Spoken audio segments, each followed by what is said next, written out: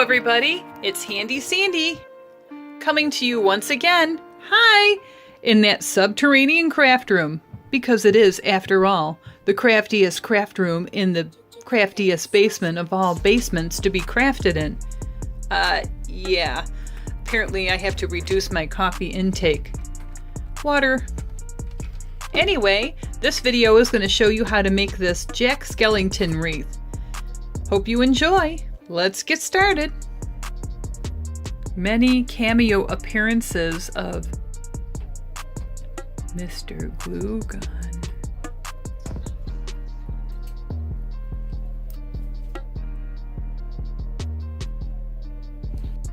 Here are some of the supplies you will need.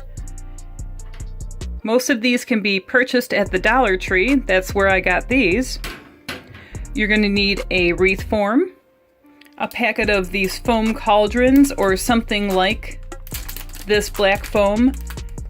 You can also purchase black foam sheets at Hobby Lobby or Joann's or Michael's. Some of this black cheesecloth looking stuff. 1 or 2 strands of this black and silver garland. 1 or 2 strands of this black and gold feather boa. This Jack Skellinton head was made out of a plastic Christmas tree ornament that I painted white, and the detail is done in black. You're also going to need some styrofoam from the Dollar Tree, and I cut these in cubes. Oh wait, you'll see what I do with those.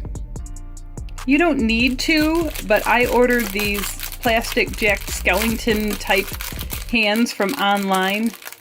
They're really hair clips, but I glue them to the wreath to make it look like Jack Skellington's hands. Spooky Halloween themed ribbon. This wreath is made out of this black and white striped. You're also going to need some glue sticks and a glue gun. You'll need some black and white paint. And finally, a nice assortment of paintbrushes. Now that you have all your supplies ready, get a nice beverage. Got a paper plate here that I used as my paint palette. It's inexpensive and you can mix colors and separate colors. This Jack Skellinton head, like was mentioned before in the video, was made out of a plastic Christmas tree ornament. I just took the top off, painted it all white. I did use pencil to do the design before I painted it. You might want to pull up some images on the internet to get an idea because there's Scary Jack and Happy Jack. This particular one I did about a year ago. It just needs a little touch up, so I'm going to take care of that right now. A little tip that I got from an art teacher a long time ago is whenever you're painting, dip the brush in water first and get it wet, and then wipe out the excess water. That way the paint will go on smoother. He's been touched up.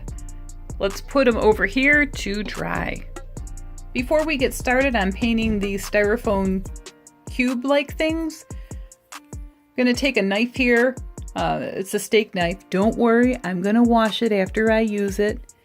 And I'm going to trim the rough edges off. I did the trimming inside this paper plate to catch all the crumbs. And how do you say it? Oh, I don't know the word. I've trimmed the edges and made everything sharp and crisp. Now some of these have a little bit of, I don't know, the corner got cut off accidentally when I was doing the cubes. But don't worry, because these are going to be glued onto the wreath, and on all of these I'll find the worst spot, and that'll be the back. Remember, when you're making this wreath, you can use anything to accent it. It doesn't necessarily have to be styrofoam or feathers or garland. Anything that adds bulk and embellishment to the wreath is what we're looking for. Got the plate here with black paint. My cubes ready to paint. Water. Assorted sized paintbrushes. What is going to happen after the checkers are painted on this cube, the checkerboard is the pattern that I used. After I paint those, I stuck a bunch of pins in this spare piece of foam here and these are going to sit on here to dry. First cube is done. As you can see, I didn't paint it on the back. We don't need to paint the back. No one's ever going to see it.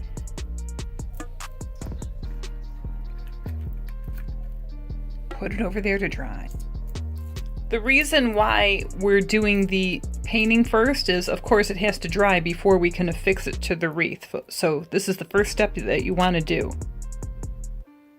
Alrighty, got all my 4 squares painted in cubular fashion or checkered fashion. I don't know what pattern it is. And now, remember, go wash your brushes. Rats. I just washed all the brushes, and I totally forgot that I have to make Jack Skellington's collar bat thing, and I need to get the paint and the brushes out. Either I haven't had enough coffee, or I've had too much. Ooh, shake it up. Here's the pattern cut out of that foam. What I did was I took a few layers of the foam and folded it and then traced with a pencil this kind of swooshy bat wing design. And then I did the same thing for the face. And we're going to glue all these layers together.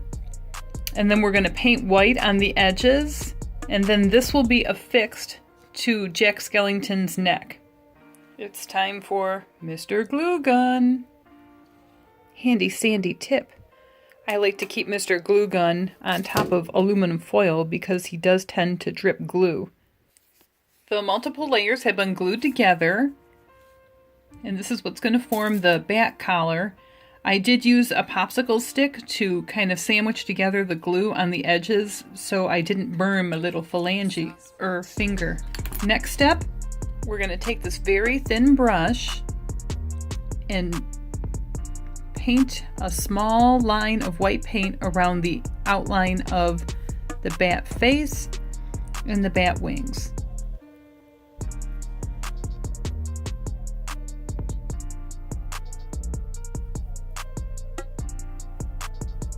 Next, we're going to paint a thin line around the bat's face and 2 eyes in the middle.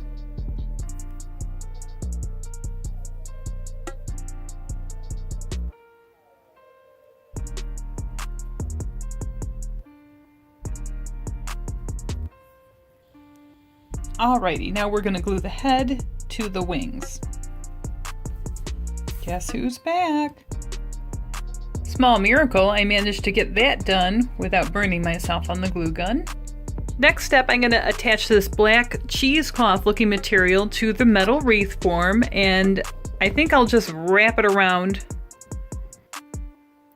To start, I just tied the 2 ends together so the knot's on the back of the wreath form.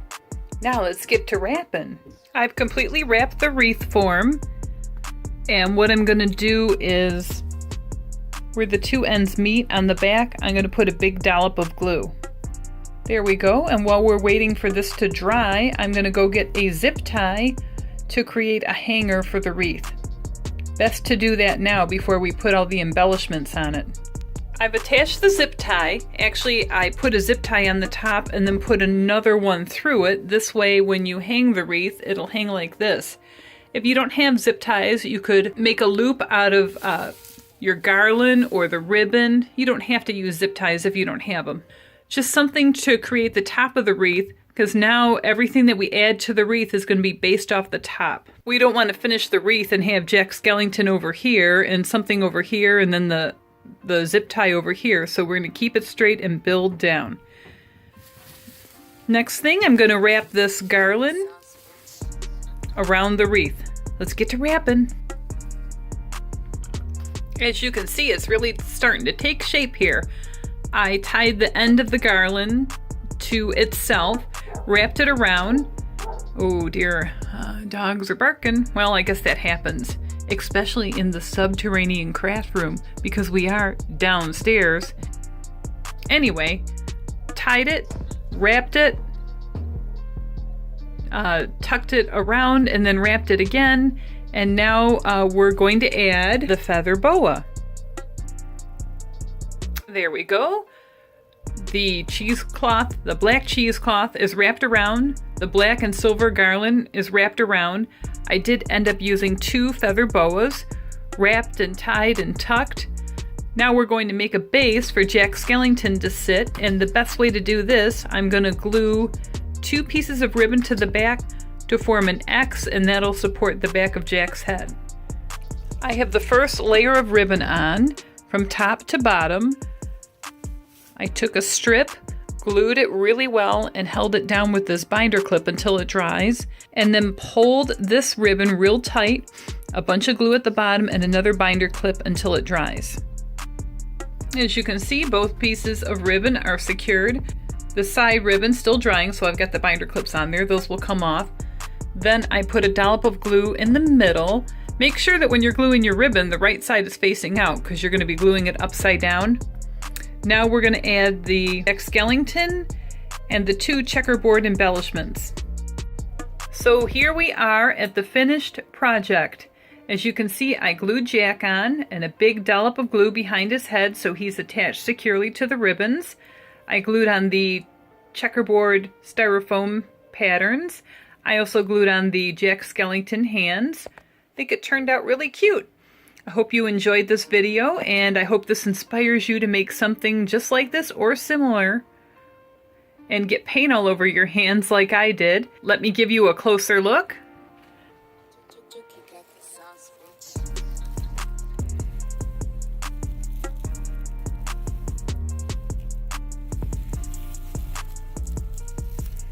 And here's the back.